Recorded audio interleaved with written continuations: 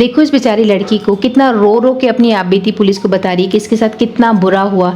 इसके घर में गुंडे आ गए, हाथ बांध दिया, इसके पति का मर्डर कर दिया, घर में सारा पैसा सोना सब लूट लिया।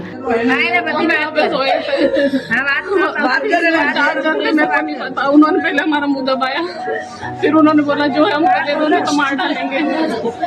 इन्होंने हाथ पैर मारे और मेरे को घसीट के उधर ले गए। ये वाली अलमारी उन्होंने ढूंढी, नहीं मिला। मैंने बोला मैं सब कह दूंगी, हमको छोड़ दो। आपको बड़ी दया आ रही होगी ना इस लड़की को देख के कि कितना गलत हुआ इसके साथ। इतनी यंग एज, अपनी आगे की जिंदगी वो कैसे बिताएगी। बट वेट, कहानी में अभी ट्विस्ट है। ये है प्रियंका पुरोहित, 27 साल एज। इसकी शादी हुई थी देवकृष्ण पुरोहित 29 साल के लड़के के साथ, जो कि एक मिर्ची व्यापारी है। ये रहने वाले हैं मध्य प्रदेश के धार जिले के गोंदीखेड़ा गांव में। प्रियंका और देव की शादी 2015 में होती है, पर क्योंकि तब उनकी एज कम थी तो प्रियंका अपने मायके में ही रह जाती है। पर वो 2020 में अपने ससुराल आती है। ससुराल आने के बाद प्रियंका का बर्ताव ठीक नहीं था।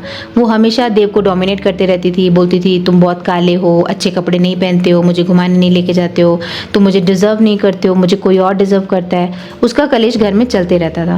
पर क्यों? क्योंकि 2017 में उसका अपने मायके के आसपास ही रहने वाले एक लड़के कमलेश के साथ अफेयर स्टार्ट हो जाता है। पर शादी हो चुकी थी तो उसे अपने ससुराल आना पड़ा। ससुराल में वो अपनी ननद, सास सबके साथ झगड़ा करते रहती थी। 2022 में प्रियंका और कमलेश का चैट भी उसके घर वालों ने चेक कर लिया था। फिर घर में झगड़ा हुआ, वो लड़ झगड़ के मायके चली गई, फिर वापस आई। जैसे तैसे उनकी जिंदगी कट रही थी। वो ज्यादातर समय अपने मायके में बिताती थी, ससुराल में रहती ही कम थी। 31 मार्च के पहले तक भी वो अपने मायके में ही थी। जब 31 मार्च को वो ससुराल आती है, उसके 7 दिन बाद 7 अप्रैल को मंगलवार रात को इनके घर में कुछ बहुत अनहोनी हो जाती है। रात को 1-2 बजे इनके घर में कुछ गुंडे घुसते हैं। वो प्रियंका का हाथ बांध देते हैं, उसे दूसरे कमरे में लेके जाते हैं और फिर वो देव का मर्डर कर देते हैं, उसके पति का। और घर में लगभग 3 लाख की ज्वेलरी, 50,000 कैश, ये सब लेके चले जाते हैं। फिर प्रियंका चिल्ला के अपने घर वालों को बुलाती है। फिर पुलिस को बुलाया जाता है और पुलिस को रो रो के प्रियंका अपना बयान देती है कि रात को 1-2 बजे घर में कुछ गुंडे घुसे, उन्होंने प्रियंका का हाथ बांध दिया और उसे दूसरे कमरे में लेके गए। और दूसरे कमरे में जहाँ उसका पति सो रहा था वहाँ वो घुसते हैं और बीच बचाव में उसके पति का वो मर्डर कर देते हैं और घर का सारा ज्वेलरी कैश सब ले जाते हैं। उसका फ़ोन भी चोरी हो जाता है। यानी एक बार वो ऐसा बोली, दूसरी बार उसके बयान में कुछ अलग कुछ बोली। तो इस तरीके से वो बार बार अपना बयान बदल रही थी, तो पुलिस को उसके ऊपर शक हो गया। और दूसरा वो ये बोलती है कि वो लूटपाट के हिसाब से आए थे और बीच बचाव में उसके पति का मर्डर हो जाता है। पर पुलिस जब क्राइम सीन पे जाती है तो वो देव को देखते हैं कि उसका जो मर्डर है वो ऐसे बीच बचाव में किया गया मर्डर नहीं लग रहा था। ऐसे लग रहा था किसी रंजिश के तहत उसके सर पे किसी धारदार हथियार से वार किया गया हो, क्योंकि जो वार था वो 12 इंच गहरा था। तो पुलिस को लगा कि ये मर्डर है, ना कि लूटपाट का केस। और तीसरा, जो भी ये बोल रहे थे कि 3 लाख का ज्वेलरी और जो कैश गया है वो पुलिस को घर में ही मिल जाता है। और फ़ोन चोरी वाली बात भी पुलिस को थोड़ा पचती नहीं है। तो कुल मिला के ये सारी चीज़ें पुलिस को शक दिलवाती हैं प्रियंका के ऊपर और वो थोड़ा कड़ाई से पूछताछ करते हैं। तो प्रियंका टूट जाती है और बता देती है सच।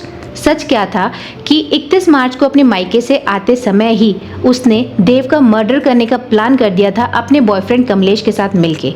कमलेश ने मर्डर के लिए अपने फ्रेंड सुरेंद्र भाटी को 1 लाख की सुपारी दी थी। इन्होंने तय किया था कि 4 अप्रैल की रात को सुरेंद्र भाटी घर जाएगा और देव का मर्डर करेगा। पर सुरेंद्र 4 अप्रैल को आया नहीं तो मर्डर पोस्टपोन कर दिया गया और 7 अप्रैल को कमलेश और सुरेंद्र घर पे जाते हैं रात को 1-2 बजे।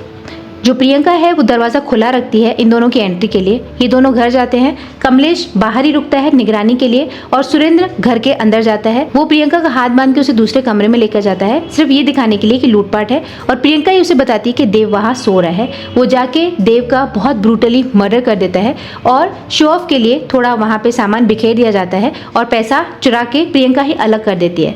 फिर प्लानिंग के तहत प्रियंका 10-15 मिनट बाद चिल्लाना चालू करती है। मतलब इस मर्डर की ब्रूटैलिटी का अंदाजा आप इस बात से लगाओ कि पुलिस ने ये भी बताया सबूतों के आधार पर, मैंने एक न्यूज़ चैनल में देखा कि इस मर्डर के बाद प्रियंका एंड कमलेश ने फिजिकल रिलेशंस भी बनाए। पता नहीं आजकल क्या हो गया है लोगों को, कितने ब्रूटल कैसे हो गए हैं। अभी कितने सारे रिसेंट केसेस वो ये देख रहे हैं मर्डर कैसे करना है, वो सब समझ में आ रहा है उनको, पर उनको ये दिखाई नहीं दे रहा कि कोई भी क्रिमिनल आज तक बचा नहीं है। ये केस तो 6 घंटे के अंदर रिजॉल्व हो गया। पता नहीं क्यों ऐसा जैसा लोग हो गए हैं। अगर नहीं पसंद है रिश्ता तो तोड़ दो। किसी के यंग लड़के को, 29 साल का किसी लड़के को आप मर्डर कर रहे हो, बहुत गलत बात है ये। बट अगेन हम कुछ कर नहीं सकते। आई थिंक ये केस सिमिलर है सोनम रघुवंशी केस से। आपका क्या ओपिनियन है इसके बारे में, और आपको इस लड़की की एक्टिंग कैसे लगी हो मुझे नीचे कमेंट सेक्शन में ज़रूर बताना।